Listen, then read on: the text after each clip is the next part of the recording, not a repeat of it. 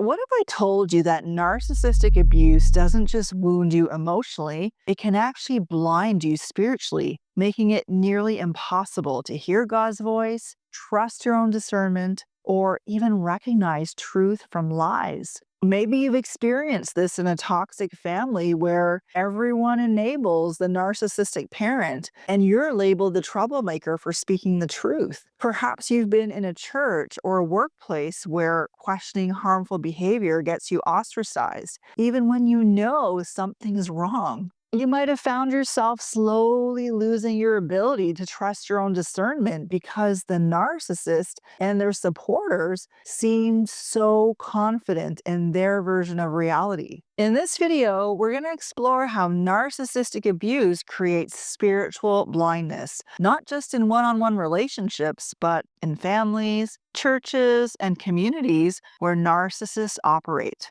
We'll discover what scripture teaches about how manipulation and gaslighting affect your spiritual sight and learn how to protect your ability to see God's truth even when you're surrounded by deception. What we're going to uncover today might explain why you felt like you're fighting an uphill battle to maintain your sanity and spiritual clarity around certain people or in certain environments. You'll understand how narcissistic abuse operates to create collective blindness where entire groups can share the same delusions. And most importantly, you'll learn how to maintain your connection to God's truth even when everyone around you has been deceived. Now, before we get into it, welcome to Toxicity is Not Your Destiny. I'm Shaneen, and I help people navigate toxic relationships from a biblical, practical, and spiritual perspective. If you're new here, this is a safe space where we explore how narcissistic abuse affects not just individuals, but entire families and communities, and how God's truth can set us free from deception. So if this resonates with you, hit that subscribe button and click on the bell so you don't miss a video. Now, let me start by explaining how narcissistic abuse creates spiritual blindness because this is more complex than most people realize. Narcissistic abuse isn't just one toxic person hurting you. It often involves entire families, churches, workplaces, or communities that enable the narcissist and that participate in the abuse, whether it's passively or actively. This kind of abuse is what many people call death by a thousand cuts. And the Bible talks about a quarrelsome wife being like the dripping of a leaky roof in a rainstorm. It's that constant dripping of manipulation, gaslighting, and spiritual confusion that gets inside your soul. And it's not dramatic or obvious that you can point to it and say, that's clearly wrong. It's a super subtle, insidious erosion of truth that happens one small compromise at a time. Here's how it works. The narcissist gets you to believe one little thing that doesn't quite align with God's truth, and that creates a foothold for more and more deception until you find yourself aligned with their delusion instead of reality. Each small compromise creates space for the next one. You're told to keep the peace, don't rock the boat, forgive and forget. And you slowly surrender your God-given ability to discern truth from lies. What makes narcissistic abuse particularly spiritually dangerous is that narcissists are master manipulators who often use spiritual language and concepts to control you. They'll quote scripture out of context, claim to speak for God, or use your faith against you. The Bible tells us to demolish arguments and every pretension that sets itself up against the knowledge of God and take captive every thought to make it obedient to Christ. But narcissistic abuse bombards you with thoughts and arguments that set themselves up against God's truth while making you feel guilty for questioning them. Jesus warned us about this when he said, "Leave them, they are blind guides. If the blind lead the blind, both will fall into the pit." When narcissists position themselves as spiritual authorities, or when they're enabled by spiritually blind people, they create collective blindness in everyone who follows them. And the tragedy is that everyone falls into the pit together, convinced that they're on the right path. So, how does narcissistic abuse systematically blind you spiritually? Let me walk you through the stages because understanding this process can help you recognize it and hopefully resist it. Stage 1 is believing the confident voice and mistaking confidence for spiritual authority. The Bible says that the simple believe anything, but the prudent give thought to their steps. Narcissists speak with so much confidence and conviction. They can be bold, unshakable, and so very certain in the way they speak. They quote scripture fluently, interpret spiritual events with ease, and carry themselves like they have divine insight. And because they sound so sure, you start to doubt your own ability to hear God clearly. You think, maybe they're just more spiritually mature than I am, or worse, maybe I'm the one who's deceived. But we have to remember, confidence is not the same as anointing. Boldness is not the same as truth. Some of the most dangerous lies are told with unwavering certainty, and the enemy loves to use spiritual arrogance to silence your discernment. And this is how it starts, not with full deception, but with subtle displacement, where you slowly stop trusting your own ability to weigh the truth and begin outsourcing that trust to someone who sounds more authoritative than they actually are. And I experienced this personally. I found myself believing someone else's interpretation of God's will for my life more than what I sensed God was saying to me directly. And I questioned my own ability to hear God and deferred to someone who was so confident about their ability to discern his voice until it got to the point where they started replacing God's voice, and that had to change. Now, stage 2 is surrendering your God-given sovereignty, trading your spiritual birthright for false safety. The Bible says you were bought at a price. Do not become slaves of human beings. But under the influence of narcissistic control, you slowly begin to believe that you need this person to understand God's will for your life. You doubt your ability to discern, so you defer. You stop going directly to God, and instead, you go through them. And this is the heart of spiritual codependency, where their voice becomes louder than God's voice in your life. And it might sound like wisdom, humility, or submission, but beneath it is fear that without their approval or guidance, you'll fall apart or miss God's will. And here's the danger. When you rely on a human mediator instead of Jesus, you are no longer in a relationship with God. You're in a religion shaped by someone else's control. That's not humility. That is spiritual slavery. And God never intended for anyone, not a pastor, parent, spouse, or spiritual leader, to replace his voice in your life. Jesus alone is your mediator, and his spirit is your guide. Now, that doesn't mean we can't be teachable and learn from people and honor people, but there's a difference between being taught and honoring versus allowing someone to take God's place in your life. Stage 3 is when you begin aligning with their reality instead of God's. And this is where the deception becomes deeply spiritual. The Bible warns us about this kind of reversal, saying, "Woe to those who call evil good and good evil, and who put darkness for light and light for darkness."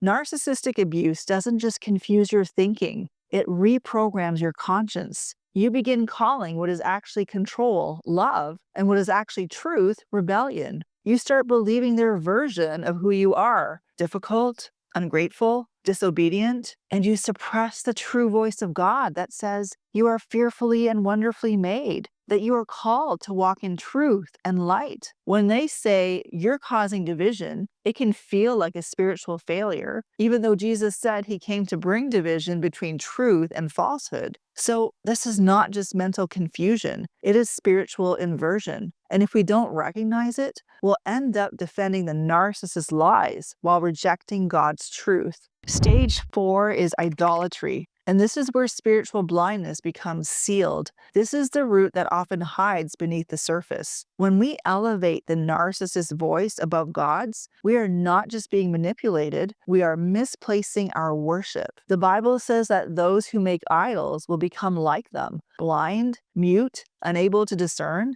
And Romans 1 echoes this, explaining that when people knew God but refused to glorify him, their thinking became futile and their foolish hearts were darkened. This is the spiritual law of idolatry. Whatever you worship, you begin to reflect. And when we look to the narcissist for validation, direction, or identity instead of to God, we begin to lose sight of who we are, what truth is, and where God is leading us. And it doesn't always feel like idolatry. It might actually feel like loyalty, like honoring authority, like being the bigger person. But if we are obeying them over God and trusting them over God and fearing them over God, then that is idolatry. And the spiritual consequences is non-negotiable: confusion, blindness, and bondage. Now, here's what makes narcissistic abuse so powerful and so dangerous. It often creates what I call the emperor's new clothes effect. Do you remember that story?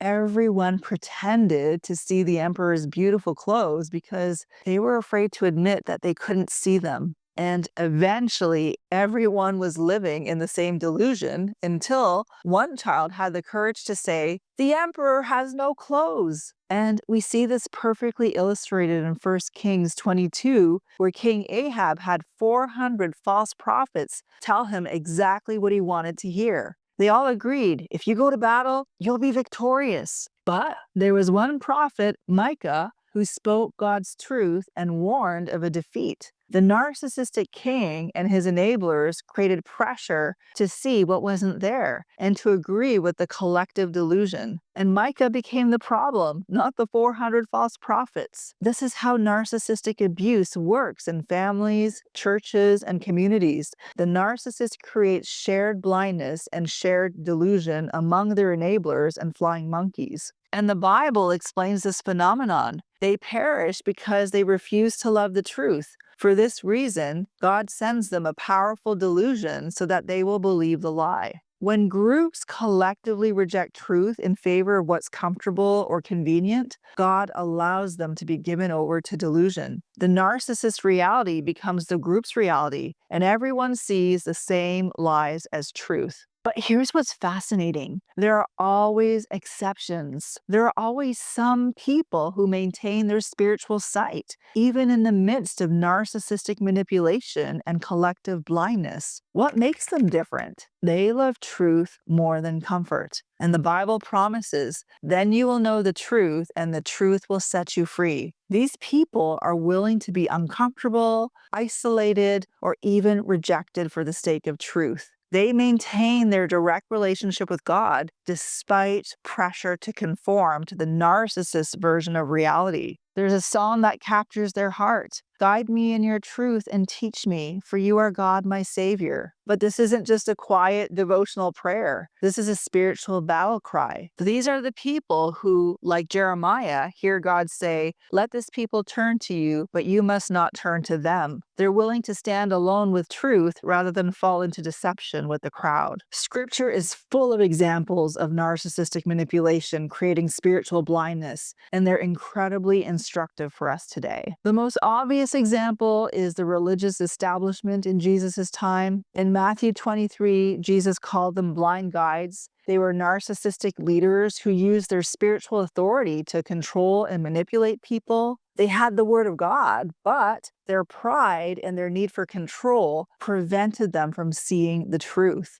Their narcissistic leadership created collective blindness in their followers who couldn't recognize the Messiah when he was standing right there in front of them. We also see this in Ahab's court that I mentioned earlier. Ahab was a classic narcissist who surrounded himself with people who told him what he wanted to hear. 400 false prophets versus one true prophet. The narcissistic king rewarded conformity and punished truth-telling. Micah stood alone with truth and was thrown in prison for it. This shows us that narcissists often have many enablers who participate in the spiritual blindness. Now, if you're recognizing these patterns of narcissistic abuse in your own life, I want to offer you a resource that can help you identify if you are in a narcissistic system. It is a checklist to see if you might be in a spiritually abusive or cultish environment where there is this narcissistic control and manipulation. This checklist will help you to identify if you are in a spiritually toxic environment